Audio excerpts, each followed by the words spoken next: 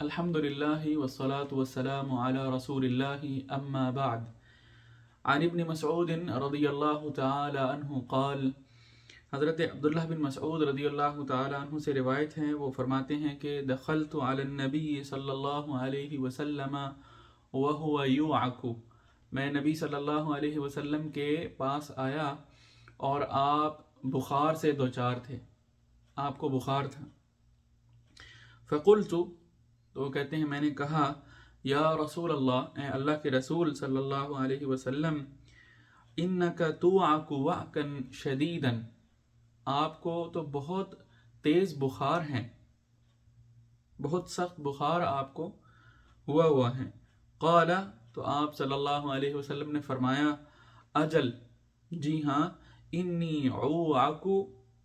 کما یوعک رجلان منکم، آپ نے فرمایا کہ بے شک میں اوعکو، مجھے بخار ہوتا ہے، کما یوعکو رجلان منکم، جیسے کہ تم میں سے دو لوگوں کو بخار ہوتا ہے، یعنی جتنا شدید بخار جو ہے وہ تم میں سے دو لوگوں کو ہوتا ہے، ان دو لوگوں کے برابر مجھے اکیلے کو اتنا بخار جو ہے وہ برداشت کرنا پڑتا ہے. قلت،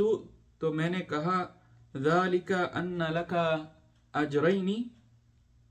تو میں نے آپ صلی اللہ علیہ وسلم سے پوچھا کہ کیا ایسا اس لیے ہے کہ آپ کو دوہرا اجر بھی ملتا ہے، آپ کو دوگنا اجر ملتا ہے؟ تو قال، نبی صلی اللہ علیہ وسلم نے فرمایا، اجل، جی ہاں، ذالک کذالک، جی ہاں بالکل ایسے ہی ہیں جیسے آپ نے کہا ہے، بالکل ایسے ہی ہے، یعنی مجھے تمہارے دو لوگوں کے برابر جو ہے وہ بخار برداشت کرنا پڑتا ہے، اور پھر اجر جو ہے وہ بھی دگنا ہے میرے لیے. ما من مسلمن، اور پھر آپ نے فرمایا کہ ما من مسلمن، کوئی بھی مسلمان، یصیبہ اذی، جس کو کوئی بھی تکلیف پہنچے، شوکتن، یا اس کو کانٹا بھی کوئی چبھ جائے، فما فوقہا، یا اس سے زیادہ کوئی تکلیف اس کو آئے، ٹھیک ہے، یا اس سے زیادہ کانٹے سے بڑی کوئی مصیبت جو ہے وہ اس کو لاحق ہو، تو آپ نے فرمایا کہ الا کفر اللہ بہا، مگر یہ کہ اللہ تعالی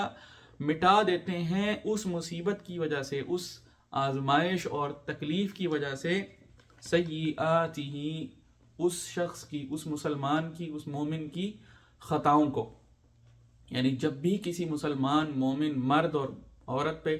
کوئی مصیبت، آزمائش یا تکلیف آتی ہے اور وہ اس پہ صبر کرتا ہے، تو پھر اللہ تعالیٰ اس آزمائش اور مصیبت کی وجہ سے اللہ تعالیٰ اس اپنے مومن بندے یا اپنے مومن بندی کی غلطیاں جو ہیں، اس کی جو خطائیں ہیں، اس کی جو لغزشیں ہیں، اس کو معاف فرما دیتے ہیں.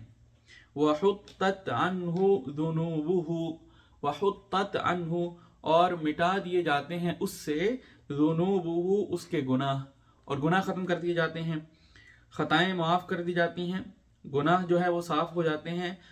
کیسے صاف ہوتے ہیں؟ یہ فرمایا کہ اس سے صاف ہو جاتے ہیں اس کے گناہ، کما تحط الشجرۃ ورقھا، جیسے کہ کوئی درخت جو ہے وہ خزاں کے موسم میں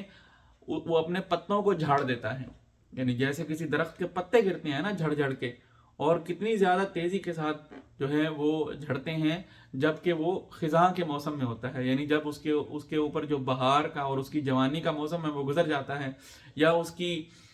یوں کہہ لیں کہ آسائشوں کا یا اس کے اچھے وقت کا جو موسم ہے وہ گزر جاتا ہے، اور جب اس پر آزمائش آتی ہے خزاں کی تو کتنی جلد اس کے پتے جو ہیں وہ گرتے ہیں اور جھڑ جاتے ہیں. بالکل اسی طرح جب کسی مومن پر بھی آزمائش آتی ہے، وہ مومن مرد ہو یا عورت ہو، اگر اس پر آزمائش اور مصیبت آتی ہے اور وہ اس پر اللہ کا صبر کرتا ہے، تو ایسے ہی اللہ تعالیٰ اس کی غلطیاں معاف کرتے ہیں اور اس کے